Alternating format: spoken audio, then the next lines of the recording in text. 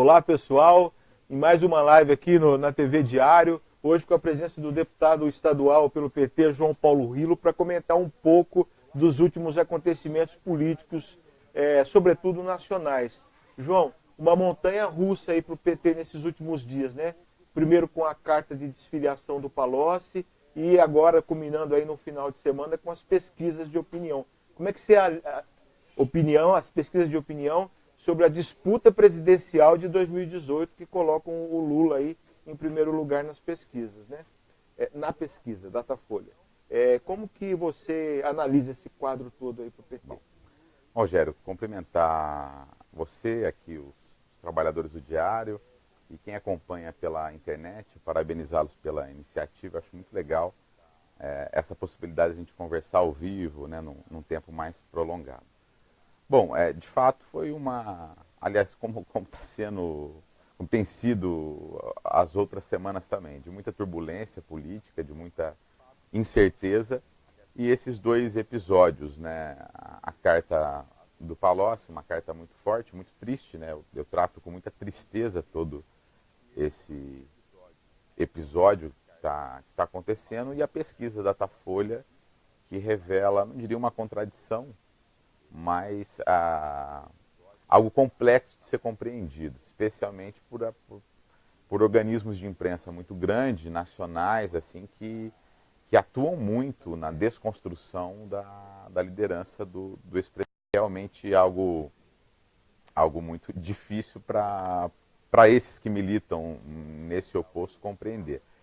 E a outra questão é uma pergunta capciosa da pesquisa, e que, se eu não me engano, pergunta se você desejaria que o Lula fosse preso ou não, se você acha que o Lula vai ser preso ou não, e uma porcentagem muito alta de gente acha que sim, e se contrapõe a uma porcentagem muito alta também, que o considera o melhor presidente da República da história, que votar nele para presidente novamente.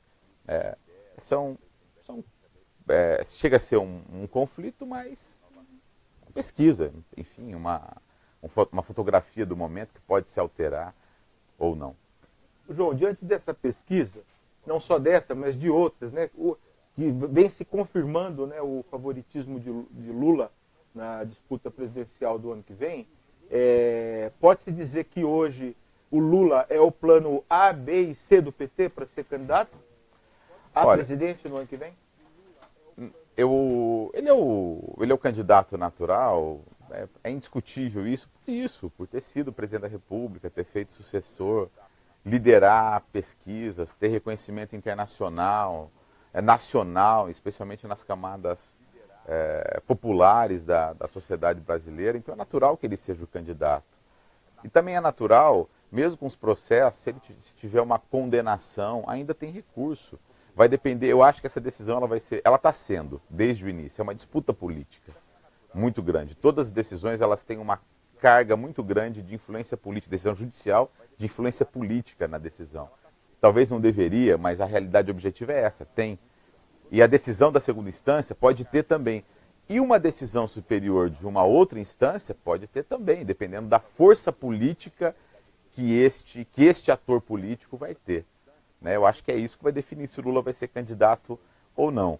A direção do partido aposta muito na força política dele, né? É uma disputa política. Então, por isso que não tem plano B. Não teria sentido mesmo ter agora. Agora, se houver impedimento da candidatura do presidente Lula, este campo progressista mais amplo, eu defendo um campo mais amplo do que a esquerda tradicional, que para você desenvolver um projeto, chegar a ganhar uma eleição, tem que ser uma frente mais ampla, deverá ter um candidato com apoio do Lula competitivo. Qualquer candidato definido por esse campo com apoio do Lula será competitivo. E quais nomes hoje aí desse campo que você vê com chance, São com muitos. Possibilidades de crescimento? Você tem nomes tradicionais na política que eu vou falar alguns, não que eu defenda objetivamente nenhum deles, mas dentro do PT, você tem algumas figuras que poderia. O Haddad é ex-prefeito de São Paulo. Foi ministro da Educação, deixou uma marca importante, positiva na educação. Pode ser candidato a presidente. O Jacques Wagner foi governador da Bahia, um estado muito importante, emblemático, central no Brasil. Foi reeleito, fez o sucessor. pode ser uma alternativa.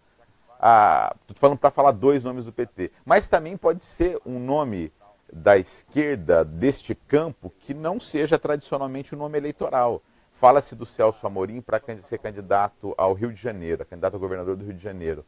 Eu considero ele uma possibilidade real de candidatura a presidente da República. Aí você vai me falar, mas ele não tem lastro, não é uma liderança popular, nunca disputou eleição. O Dória também nunca tinha disputado e ganhou eleição.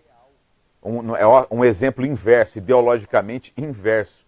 Mas isso significa que está tendo uma mudança, uma aceitação também de pessoas que não são da tradição política eleitoral. Da política todos nós somos, mesmo aqueles que negam às vezes são muito mais do que nós. Todos somos da política, animais políticos. O Celso Amorim nunca disputou eleição, mas é um homem de um currículo, de uma capacidade, de um respeito internacional, que se bem trabalhado pode crescer. E pode ser uma opção do nosso campo. Você citou 3 nomes aí do PT. Há algum nome de algum partido Não, de fora? tem outros. Você tem o Ciro Gomes no PDT. Eu acho o Ciro uma possibilidade real desse campo. É óbvio, é complexo você compor, mas não descarto. Algum nome novo de fora? O Requião, tipo o Celso Amorim dentro do PT? O Requião é um nome muito importante. Talvez não tenha expressão nacional, mas que tem currículo.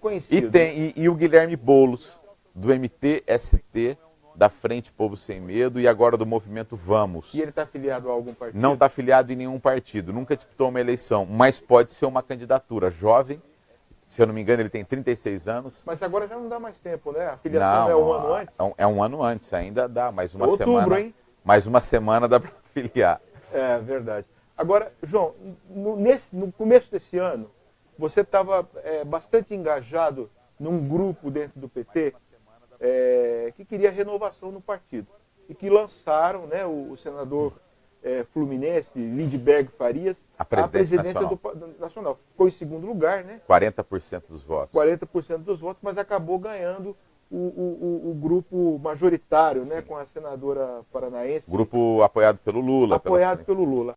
Para disputar a presidência da República, dentro desse grupo do qual você faz parte, não fica difícil fazer mudanças que são necessárias dentro do PT?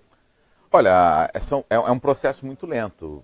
De fato, eu componho ainda, não compus apenas, como componho ainda um campo, um grupo interno dentro do partido que pede, que trabalha, que propõe mudanças, né, recuperação de alguns valores que nós perdemos internamente no PT, de mudanças de oxigenação, de mudança geracional, de mudança programática, de mudança de hábitos, de forma de se comunicar com as novas gerações, de compreender a nova classe trabalhadora e também um processo de autocrítica.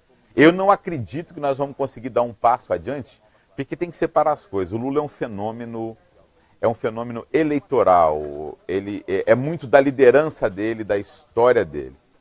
O PT, não que seja uma outra coisa, mas é diferente. Né? Então não podemos confundir o prestígio, a força política que tem um indivíduo, uma liderança, com um partido que já teve, que pode recuperar, mas que precisa, na minha opinião, fazer algumas coisas. Entre elas, nós não vamos conseguir dar um passo adiante sem fazer autocrítica, reconhecimento de erros, um profundo debate interno. Não dá para... Sou daqueles que eu acho que, tudo bem, pode não ser o momento agora, estamos numa guerra política, mas o PT não pode deixar de pensar o pós-Lula.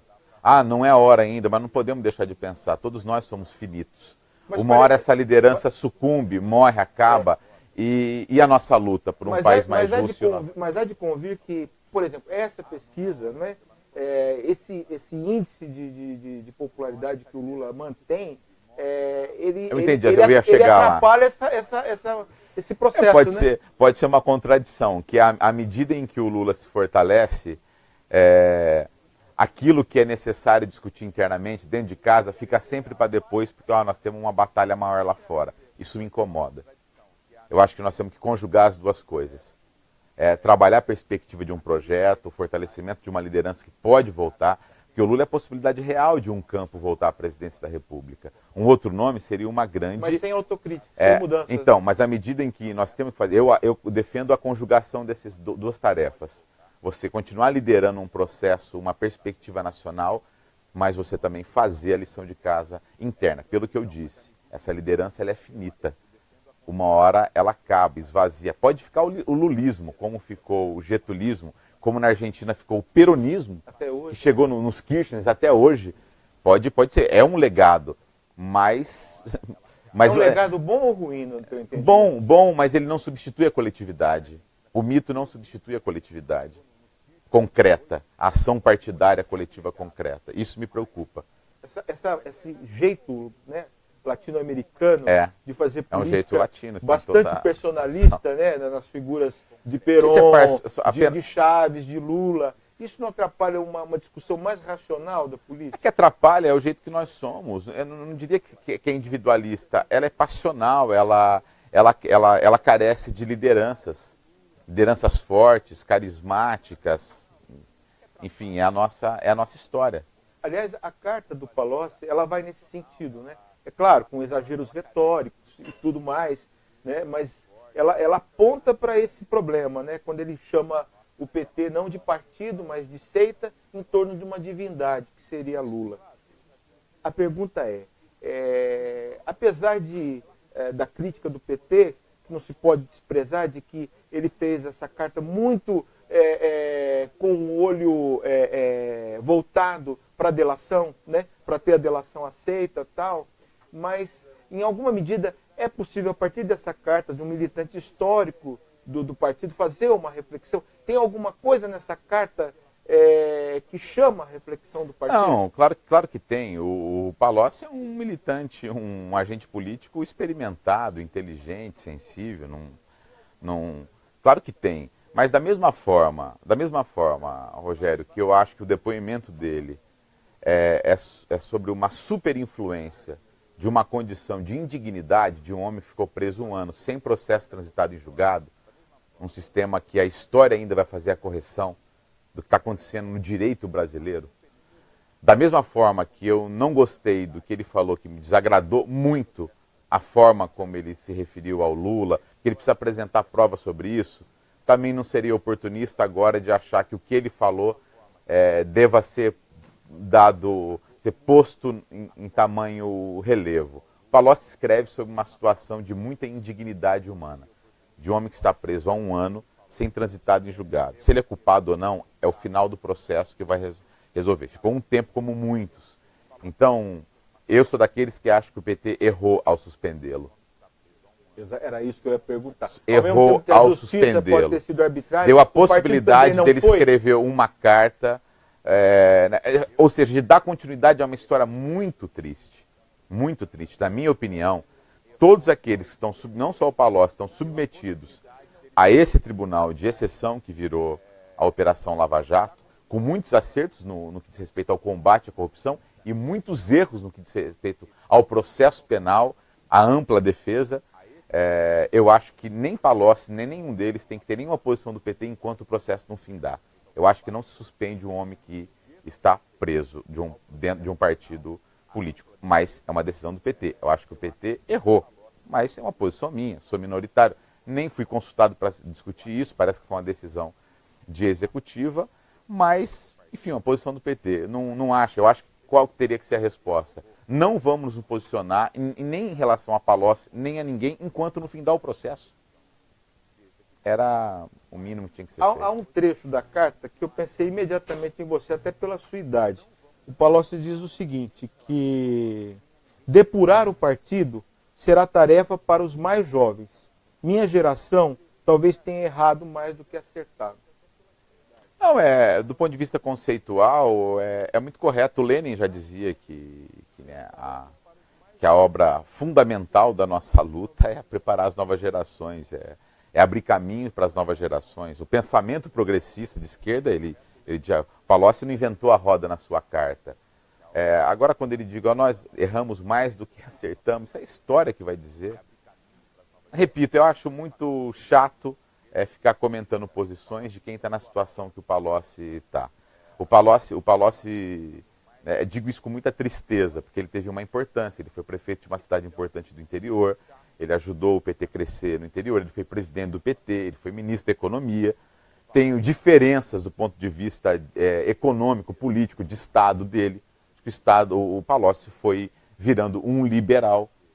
né, mas tem lá o seu valor e acho que não se tem que ser pautado por um homem que está na situação de indignidade que ele está, que vai virar um trapo humano político depois que sair da cadeia. Então, temos que pensar para frente.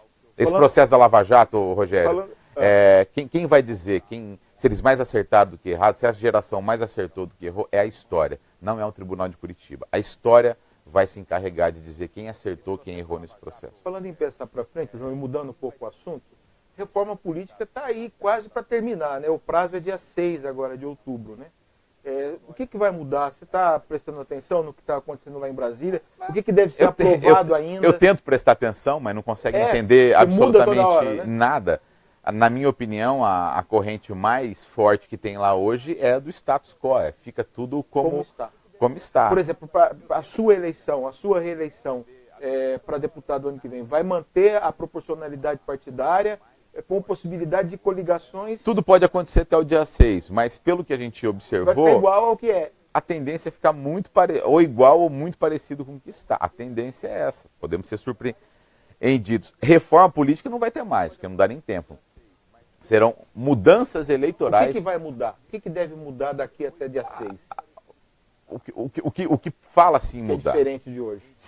O sistema, a forma de eleger parlamentares, se vai ser proporcional ou majoritária, que seria o distritão. Mas isso não muda, né? Não distritão. Muda mais, né?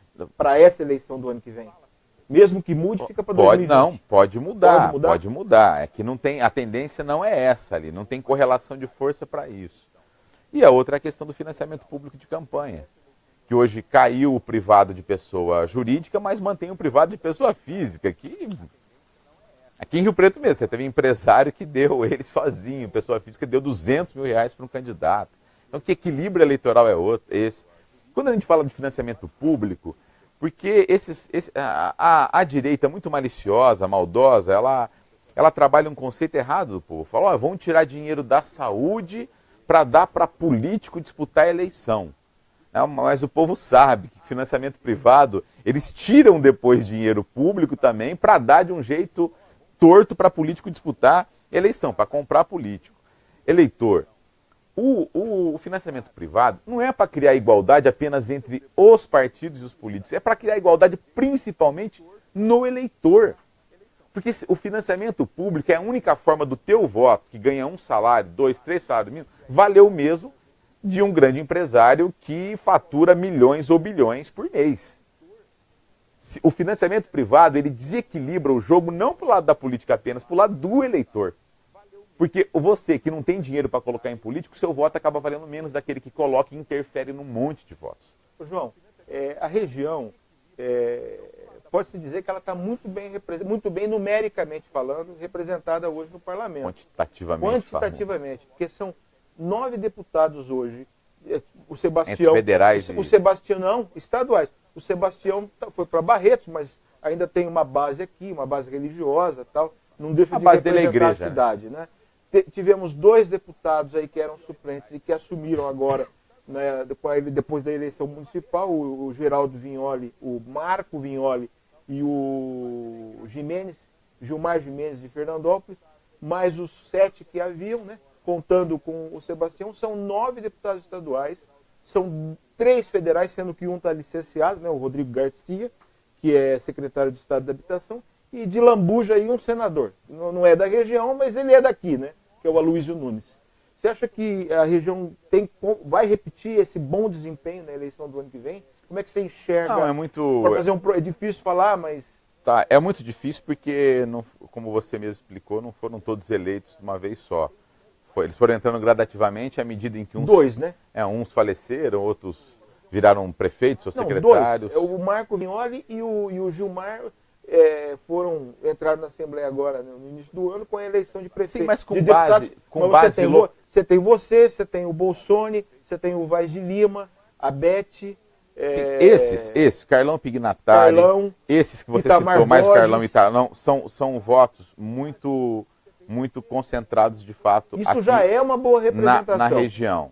Tem outros que não, que o voto é pulverizado no estado todo, que é o caso do Sebastião, porque ele atua na igreja, ela está no estado todo, ele acaba tendo voto em várias regiões do Estado de São Paulo. É difícil você manter uma representação como essa, mas de fato é uma representação política em tese muito forte. Quer dizer, uma região é da tradição da região, eleger relativamente pequena como a nossa, com 10% do parlamento. 9 de 94. É muito forte, mas é difícil repetir. É muito difícil repetir. E como é que o partido está se preparando para a eleição de 2018? Rogério, aí como a eleição São Paulo, proporcional, por exemplo, a tem estratégia, um candidato a governador? Eu defendo ou Haddad ou Suplicy para governador.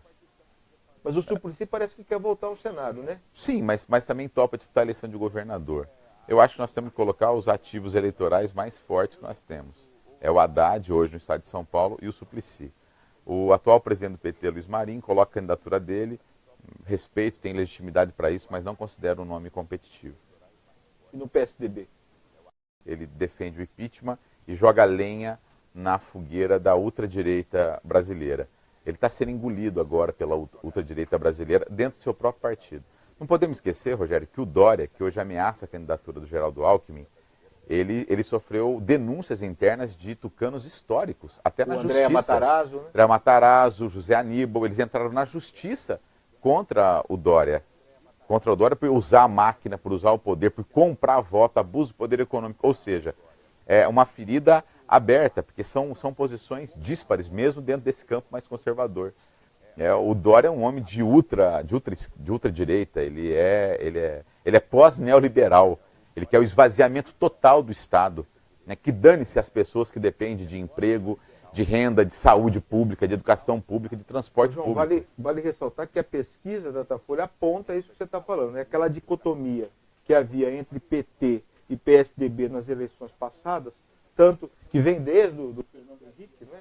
E depois por Lula, Dilma e tal, do outro lado Fernando Henrique, Serra, Alckmin. Agora, essa pesquisa recente da Datafolha aponta que ocupam aí o lugar do PSDB, o Bolsonaro e a Marina, né? Estão melhor posicionados do que os dois tucanos. Muita contradição e outra coisa, né? E mesmo a Lava Jato, a Operação Lava Jato, não entrando onde deveria entrar também, que é aqui, né, que é no Tucanistão, que a gente chama, que é nesse aparelho do estado de São Paulo, cheio de esquemas de corrupção, e todo mundo sabe disso, só que não entra. Não entra. É porque se entrasse, olha, Rogério, se a República de Curitiba resolvesse colocasse sua operação no estado de São Paulo, ia faltar cadeia aqui para tanta gente que tinha que ser presa. É muito roubo, eles roubam muito aqui. Na merenda, no metrô, em tudo quanto é esquema. Só que não se investiga. Então só que a população percebeu. Vídeo que aconteceu com o Aécio Neves. O príncipe do golpe. O Aécio foi o príncipe do golpe. Ele foi o grande estimulador, foi o homem que não aceitou perder a eleição e trabalhou conspirou contra o país o tempo inteiro. Resultado, depois descobriu que ele é um gangster. Que ele ameaça matar primo. Que ele pediu só numa única conversa 2 milhões para o Joesley Batista. Falando em Aécio, e por conta dessa denúncia, você acha certa essa decisão aí da primeira turma lá do STF de afastá-lo e de decretar... Olha, eu acho muito temerário quando o Poder Judiciário começa a legislar. Mas também é muito temerário o corporativismo e a demora do Poder Legislativo. O Senado já tinha que ter aberto processo, não só contra ele, contra outros também, e o processo ter andado e ter votado, se caça ele ou não. Por que o Judiciário começa, na minha opinião, começa a agir indevidamente ou não deveria? Porque você tem uma parasitia muito grande nas casas legislativas, na corporação política. O Senado não agiu, o STF foi lá e agiu. Eu acho que eles vão corrigir, porque foi uma decisão forte, né, uma interferência forte, muito temerária. Agora você tem que analisar um pouco por que isso aconteceu. A sequência foi um erro, mas tem uma causa. A causa qual que é? A sociedade assistiu, o povo brasileiro... Aliás, ajuda dessa forma com o Delcídio também, né? Com o Delcídio, o Senado se calou, concordou, né? Prendeu o Delcídio. Estava num clima do impeachment. Né? O Rilo, o clima, você teve ontem mudando novamente, vamos para outro assunto local agora. Você teve numa audiência pública ontem na Câmara para discutir o Escola Sem Partido. É um projeto aí do vereador Jean Dornelas que quer introduzir esse programa na rede municipal de ensino. Pode falar um pouco do que aconteceu Bom, ontem? primeiro vamos pela nomenclatura. O nome Escola Sem Partido não tem nada a ver com o texto. O nome é um nome fantasia. É um nome mentiroso que não tem nada a ver com o texto. O que ele chama de Escola Sem Partido, na verdade, é Escola com Mordaça. É uma lei, um conjunto de normas que vai judicializar a relação entre aluno e professor, que tem por objetivo possibilitar que um pai de aluno ou um aluno processe professor se considerar que aquele professor está agindo, ensinando de maneira tendenciosa. Ou seja, é um projeto que sonha com a impossível neutralidade do ser humano. Então é um projeto sem sentido, inconstitucional, não tem possibilidade nenhuma de ser viabilizado, mas é um projeto, uma discussão perigosa que estimula o ódio, que estimula a perseguição a professores. Isso já aconteceu um pouco na audiência de ontem? Aconteceu um pouco. Professor, Rogério, professor precisa de salário digno, de carreira, de valorização, né, de comunidade feliz com a história, com a escola, escola equipada, escola que olhe com carinho para os alunos, escola que tenha merenda de qualidade. O professor precisa trabalhar num ambiente desse e ser valorizado. Não precisa, né, de um bando de reacionário, de gente que não sabe do que está falando, gente que não é da área, que não estudou para falar sobre identidade de gênero, que usa isso, na verdade, para cercear um pensamento que conteste a exploração, que conteste a forma lenta como o Estado age. Esse é um processo de uma ordem mundial. Esse é um processo que os capitalistas, os maiores exploradores, usam para silenciar professores que ajudam as pessoas a pensarem, que desenvolvem raciocínios. Então, essa neutralidade exigida para o professor, na verdade, vai colocar uma amarra. Imagina um professor já ter o pensamento coletivo na sala de aula como deve, com medo de ser processado por um aluno ou um pai de aluno. João, apesar de saber e concordar com você que a neutralidade é uma quimera, não há exageros também de parte dos professores? Não há também Rogério, professores que tentam doutrinar alunos? todo... eu vejo na internet aí professores com camiseta do PSOL, do PSTU. Eu praticamente fui criado num ambiente que meus professores usavam camisetas do PMDB, do Tucaninho, lembro na época, do PT, do PDT, e foi maravilhoso. Eu convivi com as mais diversas correntes, matizes ideológicas na escola, e foi maravilhoso.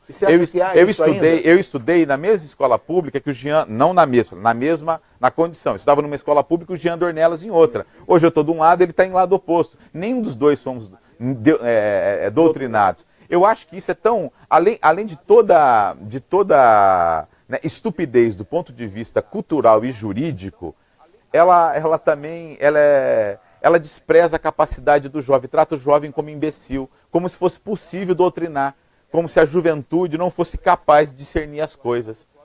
É de uma estupidez fantástica. Rogério, a última pesquisa do Datafolha mostra que o que cresce no Brasil é a direita, a extrema-direita e o centro, em que o extrato entre 16 e 25 anos é o que mais cresce defendendo intervenção militar. Então, além de toda a asneira que é esse projeto, ainda trata os pseudos doutrinadores como incompetentes. Porque se está havendo uma doutrinação comunista, olha que coisa velha, que coisa do século passado, uma doutrinação comunista, então eles são muito ineficientes, porque o que cresce no Brasil e no mundo é o pensamento da direita. Então não tem o menor sentido. João, eles combatem... Pelo pouco que eu conheço, desculpa te interromper, que nós já estamos entrando aí em 30 minutos de conversa, né, Marcão? E temos que encerrar. E não falamos nada de Rio Preto, que seria importante você me dar uma possibilidade para isso. Eu quero falar, é a minha última pergunta, mas eu quero continuar no Escola Sem Partido. Pelo pouco que eu conheço da Câmara, há uma possibilidade muito grande de esse projeto ser aprovado pelos vereadores. Se ocorrer isso, eu imagino que vá para o Edinho, ele vai ter que vetar ou sancionar. Se ele vetar, volta para a Câmara pode derrubar o veto. Pensando nesse cenário, se a Câmara aprovar e promulgar o projeto, o que é possível fazer para reverter essa decisão? Ele vai ser decisão? contestado na Justiça. Esse aí não tem. O Supremo acabou de compreender que até o ensino, que dirá então você discutir vários assuntos em sala de aula, sejam políticos, culturais, sexuais, né, que possam ser discutidos. É óbvio, Rogério, para qualquer excesso de professor, nós não precisamos inventar regra, não precisamos inventar uma nova Constituição. Já tem a Constituição, tem Código Penal, tem Código de Processo Penal. qualquer professor que passar do limite com qualquer aluno, já tem regra para ele. O pai de aluno, o aluno já pode recorrer. Você não precisa criar uma outra norma para gerar um ambiente de tensão na sala de aula. Agora, me chamei a atenção da Assembleia ontem. Eu acho fantástico o silêncio dos políticos sul-pretenses e do prefeito municipal. Essa é uma lei que vai atingir diretamente a escola em que o Edinho é o responsável. Quem que é o secretário mor, o dirigente mor da cidade? O prefeito. A secretária teve lá. A secretária foi lá ontem e não falou absolutamente nada. A presidente do Conselho de Educação foi muito bem. O representante do sindicato dos servidores foi muito bem. Representantes da Unesp que falaram, foram muito bem. A secretária do Edinho não falou nada. Deve ter sido orientada para não falar nada. Eu gostaria de saber a posição do Edinho. Porque quando ele disputou a eleição, eu não me lembro dele falando para professores que ele concordaria com a lei da mordaça, com um monte de regras que iria inibir o trabalho de professor dentro da sala de aula. O prefeito ele precisa se posicionar sobre isso. O que o Edinho pensa? Ele tem que, na minha opinião, ele tinha que operar para a sua base e derrubar esse projeto. Falando em Edinho, João, e agora mudando de assunto para a pergunta final, eu cometi uma botada na coluna dizendo que o PT vive uma relação de entre tapas e beijos com o prefeito. Vocês já tiveram juntos, uma hora estão distantes, outra hora... Eu percebo que nesse momento está havendo um distanciamento do partido. Percebo que vocês estão fazendo uma cobrança mais incisiva aí do governo. Dois assuntos aí que vocês tocaram recentemente, a demissão aí dos Anjos da Guarda e colocaram até um vídeo na internet de uma propaganda do Edinho durante a campanha, falando que ia expandir o horário das unidades de saúde e agora ele está com um projeto aí, uma proposta aí de cortar o atendimento na UPA do Santo Antônio durante a madrugada, né? Como é que você avalia o governo nesse momento? Aí chegando a um ano, né, de gestão. O azar do Edinho é que tudo que ele discutiu na campanha e prometeu e se comprometeu está gravado. E será cobrado cada vírgula do seu programa. Segundo, que nós não estamos mais distante ou mais próximo, nós estamos na mesma posição. De respeito à autoridade da municipalidade, de respeito ao homem público e ao cidadão Edinho, que eu respeito, gosto, em relação pessoal com ele. Acho que ele tem um jeito muito diferente do ex-prefeito, é mais aberto. Só que ser prefeito é você administrar conflitos e interesses. Então, quando o Edinho decide fechar a UPA do Santo Antônio, é porque alguém da administração está o convencendo. E alguém que pode estar sendo pressionado por algum interesse a fechar a UPA na madrugada. Então, qual é o papel de quem disputou a eleição como um cidadão como eu, que recebeu o voto, confiança da população? É me posicionar. Eu fiz o debate com ele. Então, é me posicionar, ajudar a organizar as pessoas para que aquela UPA não seja fechada. É ter uma pressão. É peso e contrapeso. Você tem que ter pressão dos dois lados. Tem que ter pressão popular também. E o que nós estamos fazendo com o Edinho é exigência programática. A gente não chantageia o Edinho, a gente não joga contra a municipalidade e nem faremos isso. A gente não faz oposição à cidade. Nós vamos fazer exigência programática. O Edinho, ele foi eleito num programa. Nós vamos cobrar o programa que ele foi eleito. Ele pactuou, ele recebeu a maioria dos votos da cidade para cumprir um programa. Então cumpra. Ele não disse que ia fechar a UPA. Ele não disse que ia demitir Anjo da Guarda. Ele não disse que ia fechar o hospital na cidade, como fechou. Uma outra coisa que o PT se bate muito, e você em particular, até esteve lá no início do ano numa reunião, né? É o orçamento da cultura, né, João? Vocês defendem aí que pelo menos 1% do orçamento total do município seja destinado à Secretaria de Cultura. Pelo menos. E pelo menos no primeiro orçamento do Edinho não houve mudança nenhuma nesse aspecto. Então, Rogério, eu me lembro que dos temas que o Edinho abordou muito na sua campanha, foi a cultura. A cultura de um jeito, na minha opinião, sempre torto, pastelão, superficial, raso, mas abordou muito. Aí eu entendi por que era superficial, porque era raso. Porque, na verdade, se tivesse, o orçamento dele estaria priorizando. E não está. O Edinho fez exatamente o que o Valdomiro fez. Né? Ele simplesmente despreza a possibilidade de uma política cultural, né, mais avançada no município. Vide agora o seu orçamento. Aí não adianta gente do governo falar, vai lá pressionar os vereadores. Você sabe disso, né, Rogério? E o argumento do governo que está sem dinheiro, João? Tanto para quando faz os cortes dos Anjos da Guarda, quando quer reduzir o funcionamento da UPA, deveria ter, enquanto não aumenta, eles estão dizendo que estão com dificuldades imensas. A questão de prioridade, que o Brasil vive uma crise econômica, todo mundo sabe disso. Agora tem que ter prioridade de governo, tem que ter qual é a estratégia de arrecadação? Qual é a estratégia para não diminuir a arrecadação e aumentar a arrecadação? Até agora não foi. Eu estou vendo os especialistas em economia do município propor apenas gastos. Essa é a parte mais fácil de fazer, gente. Para quem precisa de transporte, para quem precisa de emprego, para quem precisa de merenda, de uma escola pública, para quem precisa de médico, ele não quer saber dos cortes, ele quer saber qual é a sua estratégia para manter a política pública. Então até agora eu estou ouvindo falar de cortes, eu não estou ouvindo falar de nenhuma estratégia de arrecadação. E olha, o Edinho deveria ter falado isso na campanha então. Porque ele tinha condição de já fazer uma avaliação da perspectiva orçamentária e não fez. Portanto, será cobrado integralmente das promessas e compromissos de campanha que ele fez. João, a gente está estourando o nosso tempo. Muito obrigado pela entrevista. Agradeço. Muito obrigado a você que nos acompanhou até agora. E a entrevista vai ficar gravada e disponível aí para você assistir a qualquer momento. Não sei se vieram perguntas, comentários. Depois o João Paulo vai tomar conhecimento, vai ler e responder à medida do possível. E fica aí também o convite.